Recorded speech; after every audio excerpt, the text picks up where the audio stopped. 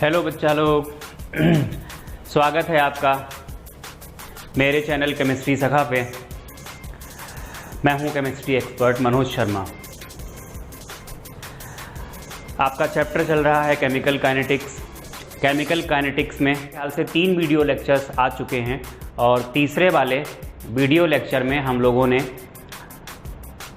Integrated rate expression पढ़ना start किया था और इंटीग्रेटेड रेट एक्सप्रेशन पढ़ लिया था nth ऑर्डर के लिए, स्पेसिफाई कर लिया था 0 ऑर्डर के लिए और 0 ऑर्डर के कैरेक्टरिस्टिक्स भी पढ़ लिए थे। ये भी आपको बताया था कि रिएक्शंस 0 ऑर्डर की क्यों होती हैं, कैसे हो सकती हैं। खैर, आगे बात करेंगे। अब फर्स्ट ऑर्डर की बारी है, तो मतलब जो आज का हमारा टॉपिक होगा वो होगा integrated rate expression for first order reactions. तो कॉपी पेन उठाइए और हेडिंग डालिए इंटीग्रेटेड रेट एक्सप्रेशन और ऑर्डर नंबर क्या होगा यहाँ पर, ऑर्डर इज इक्वल टू 1 यानी फर्स्ट ऑर्डर।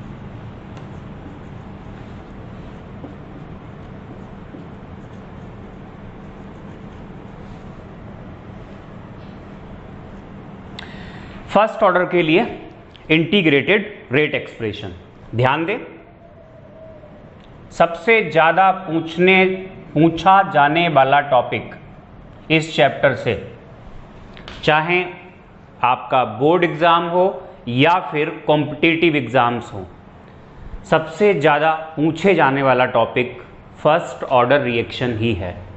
तो रिएक्टेंट का कन्वर्जन हो रहा है प्रोडक्ट में।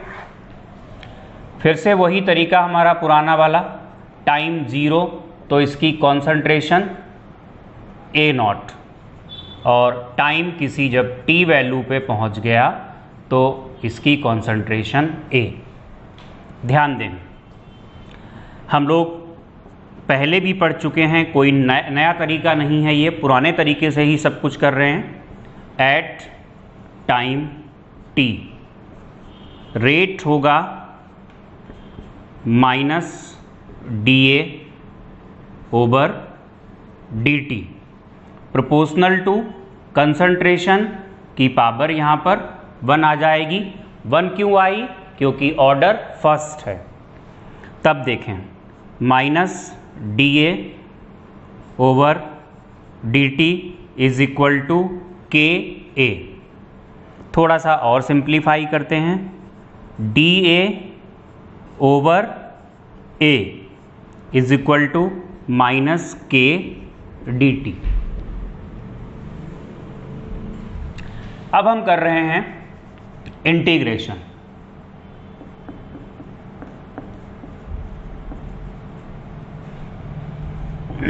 ऑन इंटीग्रेटिंग, जब इंटीग्रेशन करेंगे ध्यान दें तो ये a की पावर -1 dA, इसका integration is equal to minus K constant है, इंटीग्रेशन होगा dt का। ध्यान दीजिएगा, फार्मूला आपको पढ़ाया था इंटीग्रेशन का हमने, जिसमें कहा था कि ये फार्मूला तभी एप्लीकेबल है जब जो पावर है वो -1 नहीं है, और जब -1 होती है तो इंटीग्रेशन निकल के आता है ln x। याद कीजिए प्रीवियस लेक्चर में, तो वहाँ के बेसिस पे इसका इंटीग्रेशन जब करेंगे तो निकल के आएगा ln a is equal to minus dt का इंटीग्रेशन t प्लस यहाँ पर एक इंटीग्रेशन कांस्टेंट। अब हमें क्या करना होता है, i की वैल्यू को फाइंड करना होता है। एट, ध्यान दें, t इज इक्वल टू 0। अगर टाइम 0 होगा तो a की जगह पर हम रखेंगे A0। तो ऐसे केस में जब ए की जगह हम ए नॉट रख देंगे, then ln a naught is equal to T की जगह 0, तो ये टर्म 0, ये आई हो गया। Putting this value of I in equation 1, equation 1 में जब आई की ये वैल्यू पुट करेंगे तो ln a is equal to minus K T plus ln a naught. K T इधर ले आइए, के टी इज इक्वल टू, ये उधर माइनस में हो जाएगा, ln a naught minus ln a। k is equal to 1/t ln, देखिए log a minus log b होता है log a/v, तो ये इक्वेशन बन जाएगी। बेटा जी ln लिखा है, इसका मतलब यहां बेस क्या है, e बेस है। अगर e बेस को हम 10 बेस में कन्वर्ट करते हैं, तो ये भी हम आपको पढ़ा चुके हैं किसी ना किसी लेक्चर में, इलेक्ट्रोकेमिस्ट्री में पढ़ाया होगा शायद। जब e बेस को 10 बेस में कन्वर्ट करते हैं तो 2.303 से मल्टीप्लाई करते हैं। कई बार कॉम्पिटिटिव एग्जाम्स में इस इक्वेशन से भी क्वेश्चंस बने हैं, इसलिए इसको भी हमने ड्राइव किया है यहाँ पर। लेकिन ये बात आपको पता होनी चाहिए, log ln x is equal to 2.303 log x होता है, ये 10 बेस होता है यहाँ पे। तो अगर ये इम्प्लीमेंटेशन हम यहाँ पे करेंगे तो ऐसे केस में then k is equal to आएगा, हमें करना क्या है, 2.303 से मल्टीप्लाई कर देना है, 2.303 upon T log a naught upon a।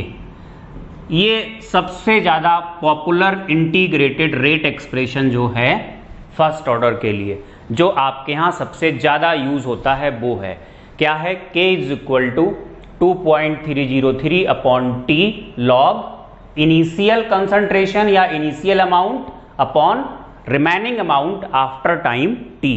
अच्छा, इसको थोड़ा और तरीके से भी आप देख लो। अगर हमने कुछ इस तरीके से किया, रिएक्टेंट लिया यहाँ पे और इससे हमने बनाया प्रोडक्ट, अगर टाइम 0 पे इसकी कंसंट्रेशन a थी, इसकी 0 थी, जब टाइम t वैल्यू पे पहुंचा तो ये a माइनस एक्स हुआ और यहां कितना बन गया x।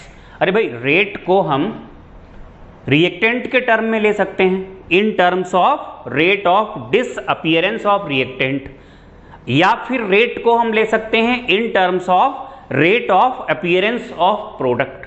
रेट ऑफ रिएक्शन को रिएक्टेंट के टर्म में भी रिप्रेजेंट कर सकते हैं और प्रोडक्ट के टर्म में भी रिप्रेजेंट कर सकते हैं। तो अगर हम इन टर्म्स ऑफ प्रोडक्ट लें तो ऐसे केस में, जब हम इन टर्म्स ऑफ प्रोडक्ट लेंगे तो ऐसे केस में देखिए इक्वेशन क्या बनेगी, रेट होगा dx ओवर dt, प्रोडक्ट के टर्म में लिया, प्रोपोर्शनल टू कंसंट्रेशन रिएक्टेंट की a माइनस एक्स, और इसको जब उसी तरीके से हम इंटीग्रेट करके सब कुछ लेके आएंगे तो k इज इक्वल टू निकल के आएगा 2.303 upon T log initial amount upon remaining amount after time t। तो कुल मिला के जो k होता है, इंटीग्रेटेड रेट एक्सप्रेशन निकल के आता है। दोनों को आप कंपेयर करो, बिल्कुल सेम ही हैं। k is equal to 2.303 upon T log a naught upon a, या फिर लॉग, बस अंतर यहीं पे तो है, a नॉट क्या है, initial concentration of reactant, check करिए आप, और यहां पर स्मॉल a क्या है, इनिशियल कंसंट्रेशन ऑफ रिएक्टेंट। यहां पे ये a क्या है, remaining concentration of reactant after time t, और a माइनस एक्स क्या है, remaining concentration of reactant after time t।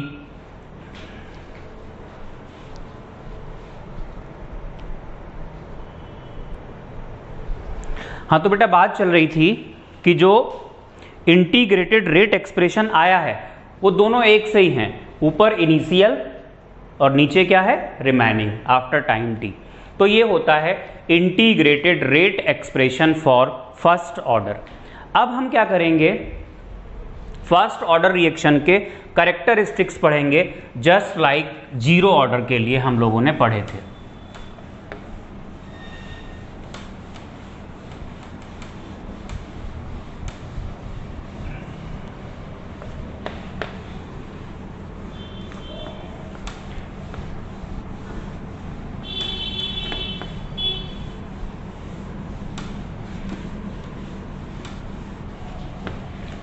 तो डालेंगे heading characteristics of first order reaction.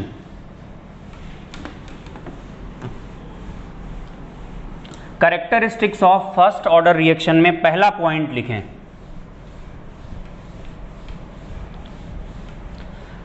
Rate of reaction is not constant. Zero order में आप लोगों ने पढ़ा था रेट ऑफ रिएक्शन कैसा होता है, कांस्टेंट होता है। यहां रेट ऑफ रिएक्शन कांस्टेंट नहीं होता है। Rate of reaction is not constant, क्योंकि आपने पढ़ रखा है पहले पॉइंट में, देखिए जो रेट है वो डायरेक्टली प्रोपोर्शनल टू कंसंट्रेशन की पावर 1 है, इस तरीके से। अब अगर हम ग्राफ खींचें इसके बीच में, एक तरफ हमने ले लिया रेट, हालांकि ये ग्राफ इंपॉर्टेंट बिल्कुल भी नहीं है, और एक तरफ हमने लिया कंसंट्रेशन, तो रेट और कंसंट्रेशन के बीच में इस तरीके का ग्राफ आएगा, क्योंकि रेट कंसंट्रेशन के डायरेक्टली प्रोपोर्शनल है। इसी में आप लिख सकते हो, अच्छा समय के साथ क्या होता है, विद टाइम रिएक्टेंट की कंसंट्रेशन घटेगी, इसलिए रेट ऑफ रिएक्शन भी क्या होगा, कम होगा। तो यहीं पे आप कैरेक्टरिस्टिक फर्स्ट में ही लिखोगे, with time concentration of reactant decreases, hence rate of reaction also decreases। अच्छा, जो concentration वैरी करती है टाइम के साथ, कैसे वैरी करती है ये बात जरा समझाते हैं आपको। टाइम के साथ concentration का वेरिएशन कैसा होगा, और वैसा ही वेरिएशन क्या होगा, रेट का होगा, क्योंकि रेट और concentration कैसे हैं, डायरेक्टली प्रोपोर्शनल है। तो बेटा सेकेंड पॉइंट में आप लिखो, first order reactions take infinite time for their completion. First order reactions take infinite time for their completion, that is first order reactions are never completed, कभी पूरी होती ही नहीं है। जीरो ऑर्डर में हमने लिखा था कि जीरो ऑर्डर रिएक्शंस क्या होती हैं, एक निश्चित समय में, फाइनाइट टाइम में पूरी हो जाती हैं, लेकिन फर्स्ट ऑर्डर रिएक्शंस को पूरा होने के लिए इनफिनाइट टाइम चाहिए होता है। मैं आपको प्रूव करके दिखाता हूं। सेकेंड कैरेक्टरिस्टिक हमारा यही है। आपने पढ़ा है from k is equal to 2.303 upon t log a naught upon a पढ़ा है। अगर आपको रिएक्शन कंप्लीट करनी है, to complete the reaction, reaction को कंप्लीट करने के लिए a होना चाहिए 0। भाई बची हुई अमाउंट कितनी हो, 0, तो ये कितना आ जाएगा टर्म, ये आ जाएगा log a naught upon 0। k is equal to 2.303 upon t। एक काम करते हैं, यहाँ t ले लेते हैं, यहाँ k ले लेते हैं, लॉग a नॉट अपॉन क्या होगा, 0। ये पूरा टर्म कितना बनेगा, ये बनेगा लॉग इन्फिनिटी, और ये वैल्यू कितनी होती है, इन्फिनिटी। भाई किसी भी टर्म को 0 से डिवाइड करोगे तो वो इन्फिनिटी होगा, लॉग इन्फिनिटी की वैल्यू भी क्या होती है, इन्फिनिटी, और जब इसको हम इन्फिनिटी से मल्टीप्लाई करेंगे तो टाइम कितना हो जाएगा, इन्फिनाइट हो जाएगा।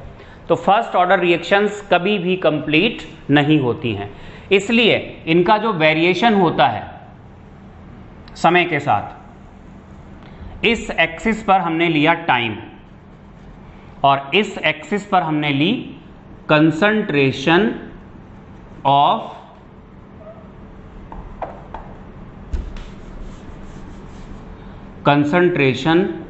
Of reactant. या यही चीज होगी रेट।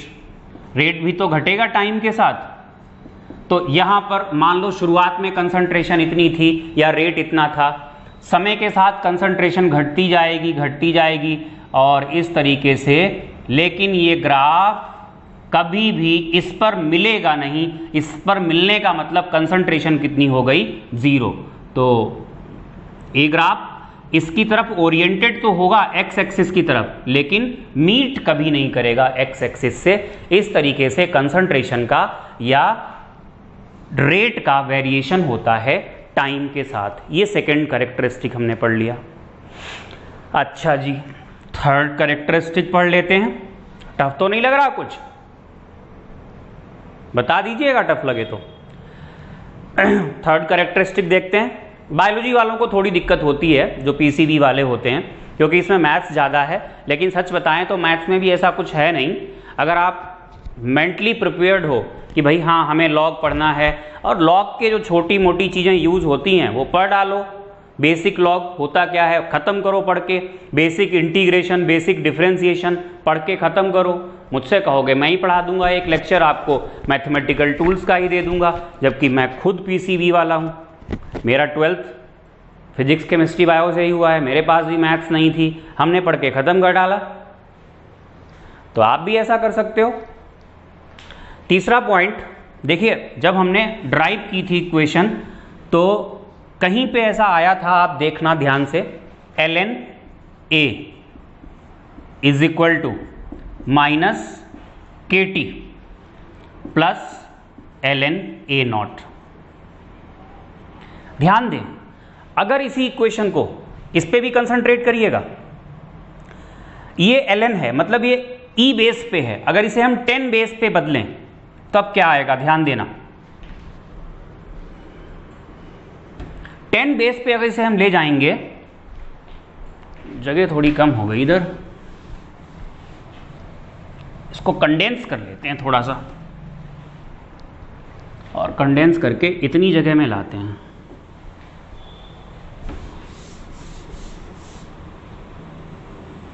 कैरेक्टरिस्टिक्स हो जाएंगे इसमें। हाँ, तीसरा कैरेक्टरिस्टिक हमने कहीं पे पढ़ा था, ln A is equal to minus KT plus ln A naught. इसी को इलेबोरेट कर रहे हैं। अगर हम log E है जो, उसको 10 बेस में ले जाएं तो हमें 2.303 log A is equal to minus KT plus 2.303 log A naught. तो जहां जहां पर ln था उसको हमने log 10 बेस में लिया तो 2.303 से मल्टीप्लाई किया। अब 2.303 को कॉमन लेके हमने कैंसिल कर दिया तो निकल के आएगा log A is equal to minus K upon 2.303 into T plus log A naught, ये बन जाएगा। तो यहां से भी आप चेक कर सकते हो, y is equal to m x plus c, या यहां से भी y is equal to m x plus c. तो जो ग्राफ बनेगा स्ट्रेट लाइन की इक्वेशन होती है y is equal to m x plus सी।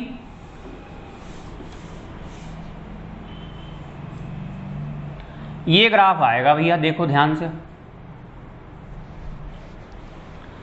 इस एक्सिस पर ये स्ट्रेट लाइन ग्राफ होगा और इसका स्लोप होगा कैसा, नेगेटिव।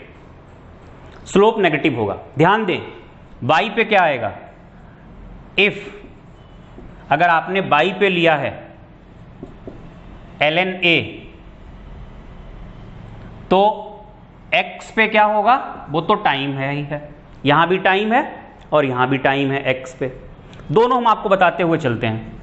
y पे आप ले सकते हो log A, अगर आपने ये वाली इक्वेशन ली है तो y पे क्या आएगा, log A,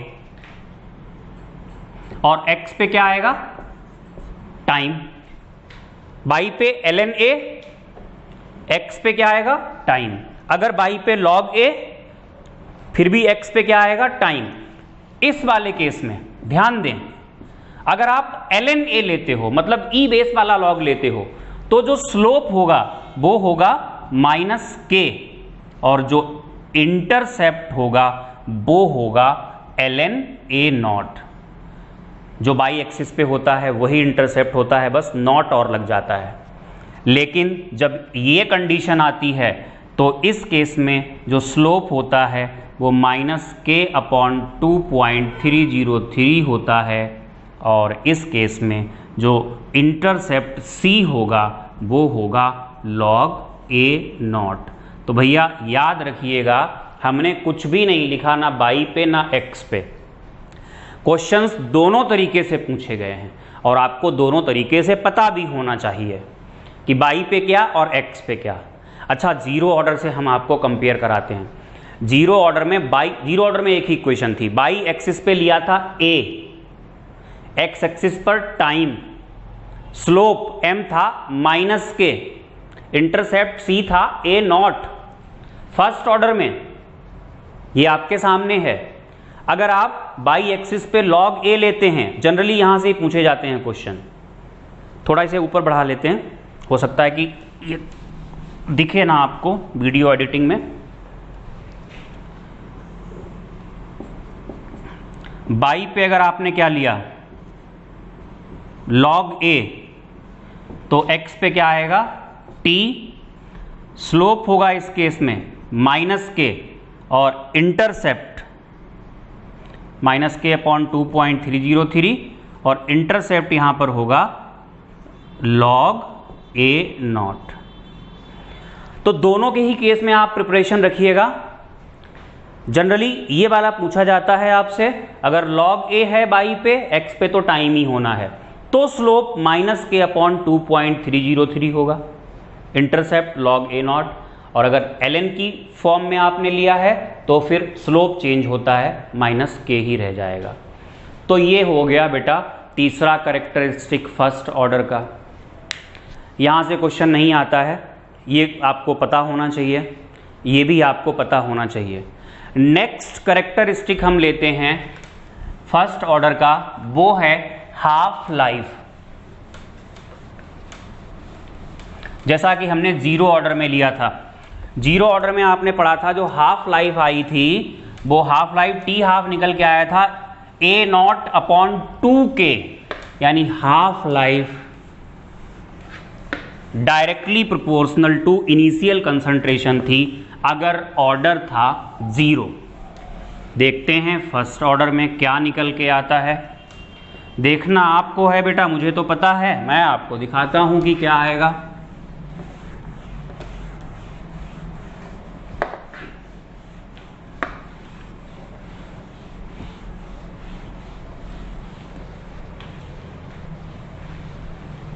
देखो ध्यान से, fourth characteristic is half life.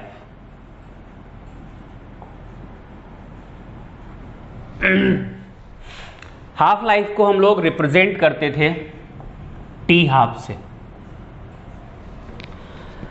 Half life होती क्या है, प्रीवियस लेक्चर में हम आपको लिखा चुके हैं, ध्यान दें।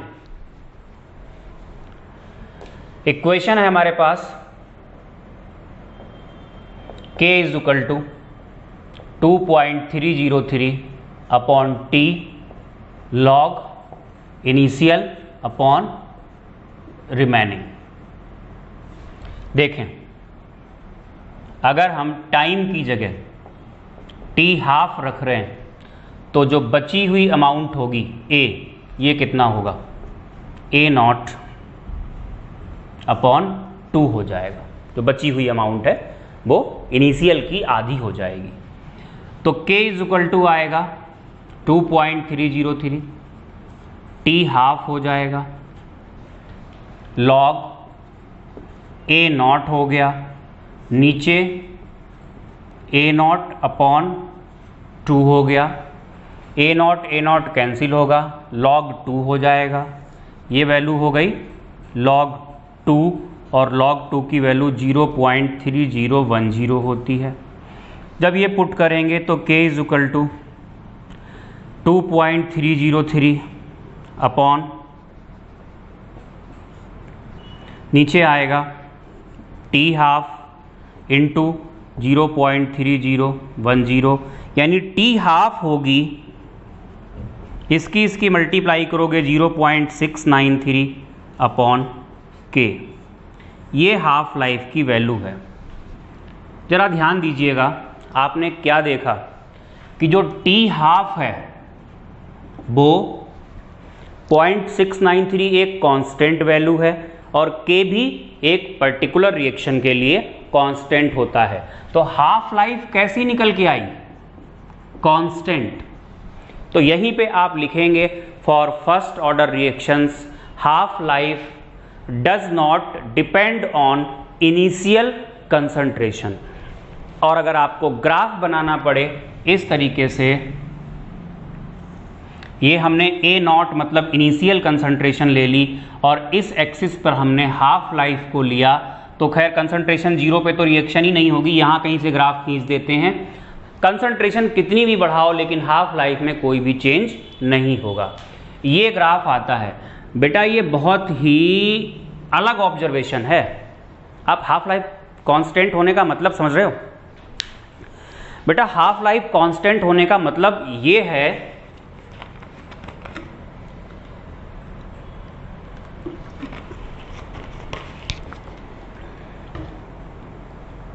शुरुआत में हमने कोई भी सब्सटेंस लिया 1000 ग्राम, 1000 ग्राम ले लिया। 1000 ग्राम से 500 ग्राम होने में, 1000 ग्राम से 500 ग्राम होने में, मतलब 500 ग्राम डिसअपीयर होने में जो टाइम लगेगा दैट इज हाफ लाइफ। हमने मान लिया ऐसा 1 घंटे में होता है।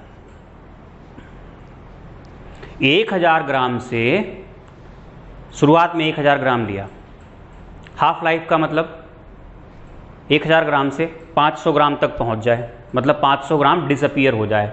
इसमें 1 घंटे का टाइम लगा, हमने मान लिया। ठीक है, अगली बार हमने उसी सब्सटेंस का 100 ग्राम लिया और 100 ग्राम से 50 ग्राम होने में जो टाइम लगेगा वो क्या बोला जाएगा? Half life. फिर से कितना होता है? 1 घंटा। जरा सोचिएगा, पहली बार में 1 घंटे में कितनी अमाउंट डिसअपीयर हो गई? 500 ग्राम। और दूसरी बार में 1 घंटे में कितनी अमाउंट डिसअपीयर हो पाई? 50 ग्राम। और सेम रिएक्शन, सेम सब्सटेंस, सब कुछ सेम, सेम टेम्परेचर, बस अलग क्या था? Initial concentration. ये जो बात मैंने कही है कि हाफ लाइफ कांस्टेंट है, it is just like this one. मैंने ये एक सर्कल बनाया, सर्कल बाहर ग्राउंड पे बना हुआ है, मतलब बोर्ड पे तो बहुत छोटा होगा, और एक ये पर्सन है ए नाम के। इनसे हमने कहा भाई तुम्हें यहां से लेकर यहां तक दौड़ना है, मतलब आधा सर्कल पूरा करना है। छोटा सा सर्कल था, इन्होंने यहां से लेकर यहां तक दौड़ लगाई, पाई आर बराबर, जो पाई आर डिस्टेंस थी वो कवर की, और पाई आर डिस्टेंस को कवर करने में इन्होंने 10 मिनट लगाया। अगली बार हमने क्या किया? सर्कल बहुत बड़ा कर दिया और इनसे कहा भैया जाइए, यही अमाउंट जो डिस्टेंस है इतनी ही डिस्टेंस को फिर से कवर करिए यहां से यहां तक। इन्होंने फिर से टाइम कितना लगाया? 10 मिनट। मतलब आधी दूरी कवर करने में जो टाइम लग रहा है वो ये नहीं देख रहे हैं कि डिस्टेंस कितनी है। इन्होंने देखा अच्छा 50% डिस्टेंस को कवर करना है, टाइम इनको 10 ही मिनट लग रहा है। ऐसा कैसे हो सकता है? जरा सोचिएगा। हो सकता है, सोचिए सोचिए। यस, आप राइट हैं। ये अपनी स्पीड को वेरी करा लेते हैं। अगर ये डिस्टेंस कम ट्रेवल करनी होती है तो ये स्पीड कम रखते हैं, और डिस्टेंस ज़्यादा ट्रेवल करनी होती है तो ये स्पीड ज़्यादा कर लेते हैं। और वो 50% जो डिस्टेंस है, या एक पर्टिकुलर फ्रैक्शन ऑफ डिस्टेंस है, या एक पर्टिकुलर परसेंटेज ऑफ डिस्टेंस है, उसको ट्रैवल करने में जो टाइम लगता है वो टाइम कैसा कर देते हैं? कांस्टेंट वेरी क्या करा लेते हैं? स्पीड किसके अकॉर्डिंग? डिस्टेंस के अकॉर्डिंग। अरे भैया फर्स्ट ऑर्डर में भी तो यही होता है। फर्स्ट ऑर्डर में रेट कांस्टेंट है ही कहाँ? रेट किसके प्रोपोर्शनल है? रेट प्रोपोर्शनल है इनिशियल कंसंट्रेशन के। जब इनिशियली आपने 1000 ग्राम लिया तो रेट उसके अकॉर्डिंग स्टार्ट हुआ होगा। और जब आपने इनिशियली 100 ग्राम ही लिया तो रेट कैसा रहा होगा, कम रहा होगा।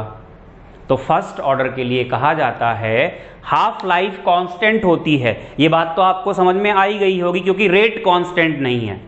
इनिशियल कंसंट्रेशन पे हाफ लाइफ डिपेंड नहीं करती है, क्योंकि रेट इनिशियल कंसंट्रेशन पे डिपेंड करता है। तो हाफ लाइफ कांस्टेंट है, ये स्टेटमेंट तो दे ही सकते हैं। एज वेल एज हम क्या स्टेटमेंट दे सकते हैं, हम बोल सकते हैं for first order reactions equal time is taken to complete equal fraction of reaction, या to complete equal percentage of reaction. Distance पे डिपेंड नहीं करेगा। 10% डिस्टेंस कवर करने में, चाहे डिस्टेंस कम हो या ज़्यादा, टाइम वही लगेगा। 50% डिस्टेंस कवर करने में जो टाइम लगेगा वो कैसा होगा, सेम, चाहे डिस्टेंस कम हो या ज़्यादा, क्योंकि स्पीड कांस्टेंट नहीं है। तो स्पीड या रेट कांस्टेंट नहीं है, रेट डिपेंड करता है इनिशियल कंसंट्रेशन पे, राइट। तो जीरो ऑर्डर में हमने कहा था in equal time equal amount disappears, zero order में। और फर्स्ट ऑर्डर में in equal time equal fraction और equal percentage of reactant disappears. तो ये नेक्स्ट कैरेक्टरिस्टिक हो गया जो कि हाफ लाइफ का था। हाफ लाइफ कैसी होती है, कांस्टेंट होती है। बेटा जी हाफ लाइफ ये लिया क्यों गया है, हम बताते हैं आपको क्यों लिया गया हाफ लाइफ। आपने रेडियो एक्टिविटी नाम सुना होगा। बहुत सारे रेडियो एक्टिव सब्सटेंसेस होते ही वही हैं जो कुछ रेज को छोड़ते रहते हैं, अल्फा बीटा गामा, इन रेज को छोड़ते रहते हैं और अपना डिके करते रहते हैं, मतलब इनका डिसअपीयरेंस होता रहता है, खुद डिसअपीयर होते रहते हैं। रेडियो एक्टिव सब्सटेंसेस ऐसे ऐसे होते हैं जिनकी हाफ लाइफ 1500-1600 साल होती है। मतलब अगर 1 ग्राम रेडियो एक्टिव है सब्सटेंस, तो 1 ग्राम से आधा ग्राम होने में 1530 वर्ष लग रहे हैं। फिर आधा ग्राम हो गया 0.5 से 0.25 ग्राम में जाने में जो टाइम लगेगा, फिर से कितना लगेगा, 1530 ईयर्स लगेगा। तो डिसअपीयर पूरी तरीके से तो वो कभी होगा ही नहीं, लेकिन लगभग 10 हाफ लाइफ के बाद 99.9% डिसअपीयर हो चुका होता है और हम ये मान लेते हैं कि ख़त्म हो गया, लेकिन थ्योरेटिकली वो ख़त्म नहीं होता है। जापान के हिरोशिमा और नागासाकी पे जो एटम बॉम्ब्स गिराए गए थे अमेरिका के द्वारा, तो वो रेडियो एक्टिव सब्सटेंसेस ही तो होते हैं। तो बहुत सालों तक या अभी तक इनफैक्ट वहाँ पर उसका इफ़ेक्ट देखा जा रहा है। जो रेज़ हैं, energy rays, alpha beta gamma, ये सब निकलती हैं, इसकी वजह से वहाँ पर बहुत सारे डिजीज़ेज़ हो जाते हैं। जो प्रेग्नेंट लेडीज़ होती हैं, जब उन पे वो रेज़ पड़ती हैं तो जो म्यूटेशन करा देती हैं बच्चे के अंदर, तो बच्चों में अजीब से डिफरेंसेस दिखाई देते हैं। तो आज भी वहाँ पर ये इफ़ेक्ट्स दिखाई देते हैं, क्योंकि जो रेडियो एक्टिव सब्सटेंसेस हैं उनकी हाफ लाइफ बहुत ज़्यादा है, वो अभी तक डिसअपीयर नहीं हो पाए हैं और पता नहीं कब तक वो डिसअपीयर हो पाएंगे। बस हाँ इतना है कि वो मिट्टी में दब गए हैं तो उनसे जो रेज़ निकलती हैं, सभी रेज़ की पेनिट्रेशन की एक पावर होती है। अब वो उस मिट्टी को पेनिट्रेट कर पाते हैं या नहीं पेनिट्रेट कर पाते हैं। अगर वो बहुत गहराई में दबे होंगे तो पेनिट्रेट नहीं कर पाएंगे, उनका इफ़ेक्ट नहीं होगा। और अगर वो थोड़ा ऊपर की तरफ होंगे तो वो रेज़ आज भी ह्यूमन बीइंग या ह्यूमन बीइंग के अलावा जो भी लाइफ वहाँ पर है उसको अफेक्ट करते हैं। तो बेटा फर्स्ट ऑर्डर रिएक्शन के कैरेक्टरिस्टिक्स में पहला हमने पढ़ा, रेट कांस्टेंट नहीं है, रेट कंसंट्रेशन के डायरेक्टली प्रोपोर्शनल है। समय के साथ कंसंट्रेशन घटेगी इसलिए रेट भी घटेगा। दूसरा कैरेक्टरिस्टिक हमने पढ़ा था, शायद दूसरा कैरेक्टरिस्टिक आपको पढ़ाया गया होगा कि zero order reactions first order reactions कभी कंप्लीट नहीं होती, इन्फिनाइट टाइम लेती हैं। थर्ड कैरेक्टरिस्टिक वो हमने स्ट्रेट लाइन वाला ग्राफ पढ़ाया होगा, और फोर्थ कैरेक्टरिस्टिक है ये हाफ लाइफ वाला। यहाँ से रिलेटेड एक चीज़ हम और पढ़ लेते हैं,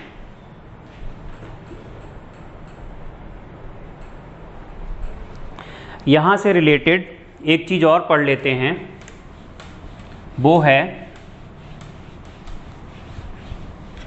कुछ न्यूमेरिकल सेगमेंट बनता है यहाँ से, उसके बारे में एक आइडिया ले लेते हैं, आइडिया दे देते हैं आपको न्यूमेरिकल सेगमेंट का, और फिर एक्सरसाइज आपको दे देंगे, असाइनमेंट दे देंगे, आप करेंगे उसको। तो देखिएगा, फर्स्ट ऑर्डर के लिए, ये केवल फर्स्ट ऑर्डर के लिए है, एक फार्मूला है फॉर फर्स्ट ऑर्डर। शुरुआत में जो अमाउंट होती है दैट इज कॉल्ड पूरा एक फ्रैक्शन, होल फ्रैक्शन। ये हम बात कर रहे हैं, जो यहां पर हम लेंगे वो रिमेनिंग अमाउंट लेंगे। रिमेनिंग कितनी है? अभी पूरा एक फ्रैक्शन है। आफ्टर वन हाफ लाइफ, जब एक हाफ लाइफ हो जाएगी तो कितना बचेगा? पूरे का आधा। जब दो हाफ लाइफ हो जाएंगी, एक और हाफ लाइफ, तो कितना बचेगा? 1/4। अगर एक और हाफ लाइफ हो गई तो कितना बचेगा? इसका भी आधा, 1/8। इस टाइम पीरियड में डिसअपीयर कितना हुआ? एक हाफ लाइफ के बाद डिसअपीयर्ड, ये है एक हाफ लाइफ के बाद आधा डिसअपीयर हो चुका है, क्योंकि एक था आधा बचा, तो डिसअपीयर कितना हुआ? आधा। दो हाफ लाइफ के बाद बचा 1/4, यानी डिसअपीयर कितना हुआ? डिसअपीयर हुआ 3/4। और तीन हाफ लाइफ के बाद बचा 1/8, यानी डिसअपीयर कितना हुआ? 7/8। बेटा एक यहां से फार्मूला हम लोग बना सकते हैं। फार्मूला ये बनता है, remaining amount is equal to initial amount into 1/2 की पावर n। देखो a आपको पता है remaining amount, a naught initial amount, 1/2 तो कुछ बताने की जरूरत नहीं है। n है नंबर ऑफ हाफ लाइफ्स, जितना टाइम हो गया। n निकालेंगे कैसे? जितना टाइम दिया गया है, गिवन टाइम, जितनी देर तक रिएक्शन चली, upon value of half life. अच्छा, ये जो हमने लिया है इसको हम चाहें तो परसेंटेज में भी ले सकते थे। अभी आपको दिखाते हैं इस तरीके से। ये यहां पर रिमेनिंग होगा और यहां पर होगा disappeared.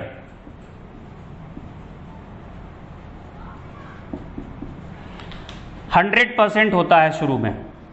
After one half life कितना बचेगा? 50%। आफ्टर टू हाफ लाइफ कितना बचेगा? 25%। तीन हाफ लाइफ के बाद कितना बचेगा? 12.5%। एक हाफ लाइफ के बाद डिसअपीयर कितना हो जाएगा? 50%। दो के बाद 75%, तीन के बाद 87.5%। इस तरीके से भी हम इसको यूज कर सकते हैं। तो ये क्वेश्चन होते हैं, मतलब सॉरी, ये एक कॉन्सेप्ट होता है जो कि हम फर्स्ट ऑर्डर में लगा सकते हैं, लेकिन ये हम तभी लगाएंगे, आप चाहें तो लिख लेना इस फार्मूले के आगे। ये सारी चीजें जो मैंने आपको पढ़ाई है नोट तो करनी ही है। ये formula, this is applicable only when n is कैसा? Whole number, 1 2 3 4 5। अगर ये n की वैल्यू फ्रैक्शन में आती है फिर तो आपको लॉग लेना ही पड़ेगा, और लॉग लेना पड़ेगा तो फिर ज़्यादा अच्छा है आप कौन सा फार्मूला लगाएं?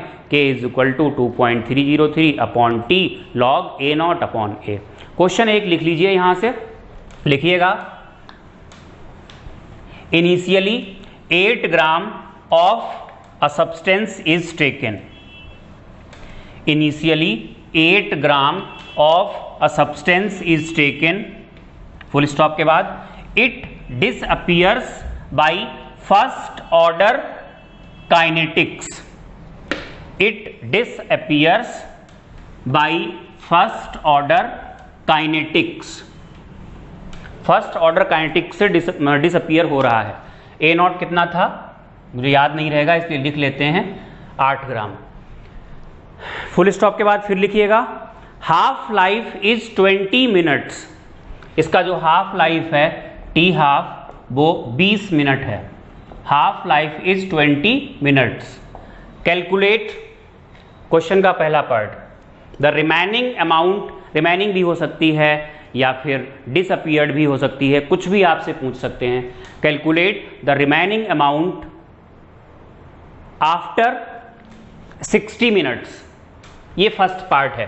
फर्स्ट पार्ट में आपको जो टाइम दिया गया है वो कितना है 60 मिनट्स है, और सेकेंड पार्ट में जो टाइम दिया गया है वो कितना दिया गया है वो 50 मिनट्स दिया गया है।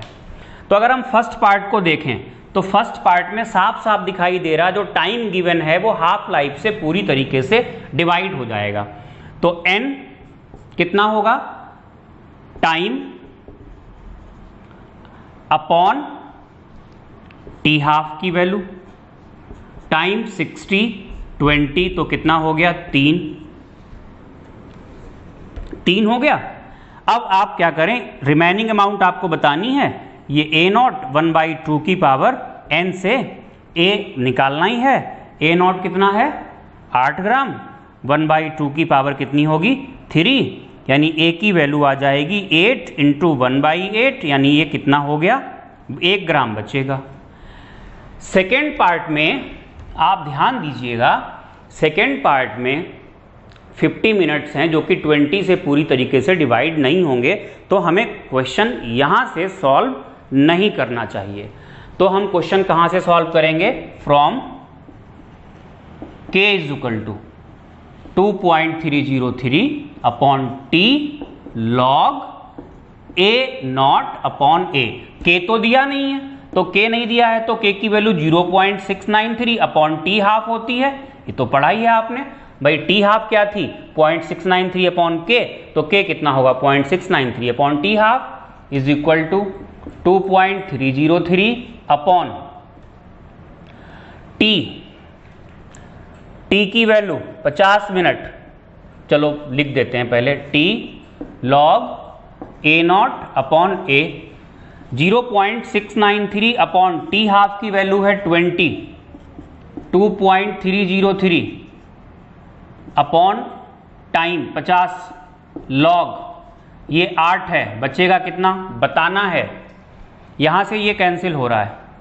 अगर हम ध्यान दें 0.693 कैसे आया था, ये आया था जब हमने 2.303 को मल्टीप्लाई किया था 0.3010 से। अरे चलो हम इसको लिख देते हैं, इसको हम तोड़ देते हैं। ये था 2.303 into 0.3010 upon 2.303 upon 5 log 8 minus log a, ये हो जाएगा। लॉग a अपॉन b क्या होता है log a minus log b। तो ये कैंसिल हुआ, कुल मिला के 0.3010 into 5 upon 2 is equal to log 8 की वैल्यू कितनी होगी, लॉग 8 को हम लिख सकते हैं 2 की पावर 3 माइनस लॉग a हो जाएगा। फिर ध्यान दें 5 से मल्टीप्लाई करेंगे, आगे बढ़ लेते हैं ज़्यादा अच्छा रहेगा। 5 से मल्टीप्लाई करोगे तो 0 5 0 15, तो 1.5 नीचे क्या आएगा 2 इज इक्वल टू इसको 3 लॉग 2 माइनस लॉग a कर दें, ये इधर आ जाएगा। ये वैल्यू बनी कितनी पहले, ये वैल्यू बनी 0.775 ही ले लो काफ़ी है। तो 3 log 2 3 into 0.3010 minus log a, ये इधर ले आए माइनस लॉग a, तो ये log a is equal to क्या होगा, ये उधर माइनस में जाएगा। तो ये वैल्यू कितनी आई 0.9030 माइनस 0.75, तो लॉग a की वैल्यू ये बन जाएगी 0 0 ले लें तो ये 0 बचा, 3 बचा, 10 से 5 गया, 5 बचा, और 9 से यानी 8 से 7 गया 1, तो ये 0.15। अब हम क्या करेंगे, ए को निकालने के लिए taking anti log, anti log निकालेंगे तो a इज इक्वल टू होगा एंटी लॉग ऑफ 0.15। 3 भी ले लो, चलो क्या फर्क पड़ता है, एंटी लॉग आपको आना चाहिए। तो a की वैल्यू जो आएगी, एंटी लॉग और लॉग में ज़्यादातर केसेस में मुझे टेबल की ज़रूरत नहीं पड़ती है, मैं अप्रॉक्सीमेट वैल्यू लिख देता हूँ। तो यहाँ पर जो वैल्यू आएगी 0.15, 1 से ज़्यादा और 2 से कम, 2 से इनफैक्ट बहुत कम 0.74। एक मिनट, यहाँ थोड़ा सा कॉम्प्लिकेटेड है, ज़रूरत पड़ रही है, लेकिन ये वैल्यू लगभग 1.2 के आसपास होगी, 1.2 ग्राम के आसपास होगी। नॉट श्योर, बट ये अप्रॉक्सीमेटली लिखा है।